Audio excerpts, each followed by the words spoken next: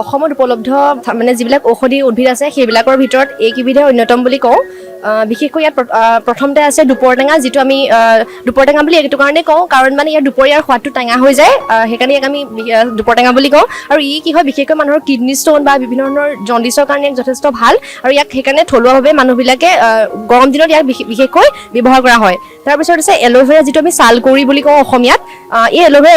বহুতো ঔষধি গুণ আছে বিশেষকৈ মানুহৰ ছালৰ ৰোগৰ ক্ষেত্ৰত বা চুলি বিভিন্ন ধৰণৰ সৰা বা তেনেকুৱা ধৰণৰ বিভিন্ন ৰোগ হ'লে ইয়াক ব্যৱহাৰ কৰা হয় আমি ইয়াক মানে কিনিবলৈও পাই যিটো আমি এল'ভেৰা জেল বুলি কওঁ তাৰপিছত আছে নাৰ্জী ফুল আমাৰ প্ৰাথমিক চিকিৎসা যেতিয়া আমাৰ হয় যেতিয়া আমাৰ হাত কাটে তেতিয়া আমি কি কৰোঁ মেণ্ডেট যদি আমি নাপাওঁ তেনেকুৱা অৱস্থাত তেতিয়া আমি নাৰ্জী ফুল খুন্দি পেলাই লগাই দিওঁ যিয়ে আমাৰ তেজটো বা ৰক্তক্ষৰণ হোৱাত বাধা প্ৰদান কৰে তাৰপিছত আছে নিম বুলি যিটো কওঁ সেইটো যিটো নিম গছ বিশেষকৈ বিশুদ্ধ বায়ুৰ ক্ষেত্ৰত মানে যথেষ্ট উপকাৰী হয়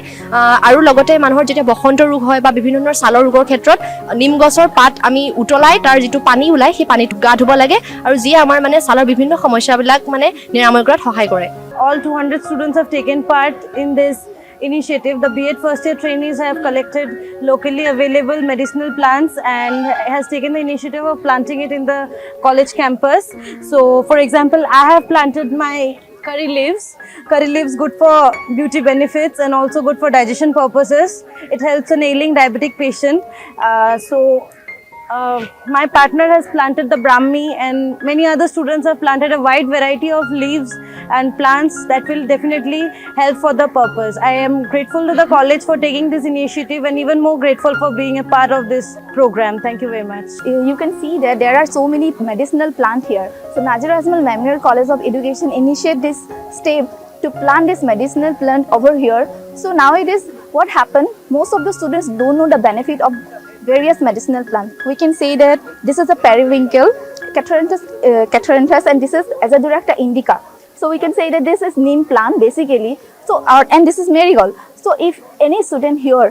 suddenly got cut by her hand, so we can use this marigold leaf, but they don't know about it. So we take this initiative to make them aware about the benefit of various medicinal plants, and we planted this here over our campus, and also this will give us a lot of oxygen, and also this is the initiative taken by the Nazir Azmal Memorial College of Education. Today we have taken an initiative of medicinal plant जो कि हम B.Ed first year और second year training सब मिलके कर रहे हैं to spread awareness about medicinal plant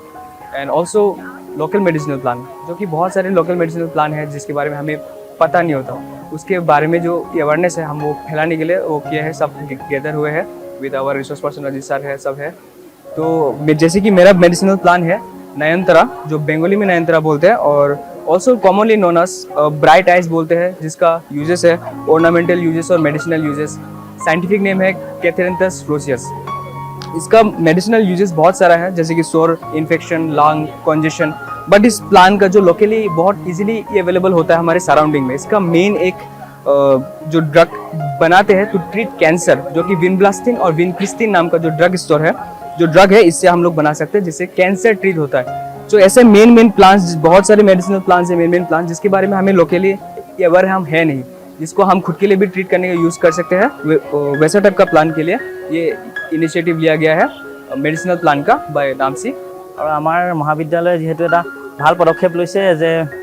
আমাৰ শিক্ষাৰ্থীসকলক মেডিচিনেল প্লান য'ত মানে পোৱা যায় সকলোখিনি সাবমিট কৰিব লাগে এটা ডেটত মানে সাবমিট কৰি আমি সকলোৱে সাবমিট কৰিলোঁ যিখিনি মানে য'ত পালোঁ আৰু যিখিনি বিচাৰি পাইছোঁ সকলোখিনি আৰু এই মেডিচিনেল প্লাণ্টবিলাকতো আমাৰ থাকেই ওচৰত বা সেইটো কাৰণে আমাৰ কলেজে এটা পদক্ষেপ ল'লে যে সকলোৱে এই মেডিচিনেল প্লাণ্টসমূহ এটা জমা কৰিব লাগে আৰু এই মেডিচিনেল প্লাণ্টখিনি ইয়াৰ মেইন গুৰুত্বটো হৈছে যে এখন কলেজত এইটো এটা মেডিচিনেল প্লাণ্ট থকাটো বহুত জৰুৰী কাৰণ এই মেডিচিনেল প্লাণ্টখিনি আমাৰ কাৰণে বহুত দৰকাৰী যিবিলাক আমি ঔষধ খাওঁ সকলো এই উদ্ভিদৰ পৰাই পোৱা যায় মেইনলি এই উদ্ভিদৰ আমাৰ এইবিলাক আজি আমি যিখিনি সাবমিট কৰাৰ ভিতৰত দিয়া আছে নাৰ্জী পুলি আছে বা এয়া নিম গছ এল'ভেৰা দুপৰ টেঙা বা দুবৰি বন এই সকলোখিনি মেডিচিনেল প্লাণ্ট হয় আৰু সকলোখিনি উদ্ভিদৰে কম বেছি পৰিমাণে মেডিচিনেল গুণ থাকে অতি প্ৰাচীন কালৰ পৰাই বন ঔষধৰ ব্যৱহাৰ মানৱ সমাজে কৰি আহিছে এই ক্ষেত্ৰত অসমতো বন ঔষধৰ ব্যৱহাৰ প্ৰয়োগ দেখিবলৈ পোৱা যায় কিন্তু সাম্প্ৰতিক সময়ত আধুনিক চিকিৎসা বিজ্ঞানৰ প্ৰভাৱত লাহে লাহে বন ঔষধিসমূহৰ ব্যৱহাৰ কমি আহিছে যাৰ ফলত এই বন ঔষধিসমূহৰ লগত মানুহৰ যি ধৰণৰ এটা পৰিচয় থাকিব লাগিছিলে বা সেই ঔষধসমূহৰ গুণাগুণৰ বিষয়ে যি ধাৰণা থাকিব লাগিছিলে এই ধাৰণা লাহে লাহে হ্ৰাস পাই আহিছে অতি সম্প্ৰতি এটা গুৰুত্বপূৰ্ণ কথা হৈছে কি যে সেই আমাৰ যিটো লোকশৌকত বা বন ঔষধিসমূহক পুনৰ সংৰক্ষণ কৰাৰ ব্যৱস্থা চৰকাৰে বিশেষ ভূমিকা গ্ৰহণ কৰিছে আৰু এইবিলাকৰ গুণাগুণ সম্পৰ্কে আধুনিক চিকিৎসা বিজ্ঞানে গুৰুত্ব দিছে আৰু সেই বন ঔষধসমূহ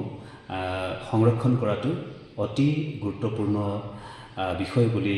সাম্প্ৰতিক সময়ত বিবেচনা কৰা হৈছে আৰু আমাৰ Nazir Ajmal memorial college of education সেই ক্ষেত্ৰত বিশেষ ভূমিকা গ্ৰহণ কৰিছে এই হেৰাই যাব খোজা যিবিলাক থলুৱা বন ঔষধ আছিলে এই বন ঔষধসমূহ সংৰক্ষণ কৰাৰ ব্যৱস্থা কৰে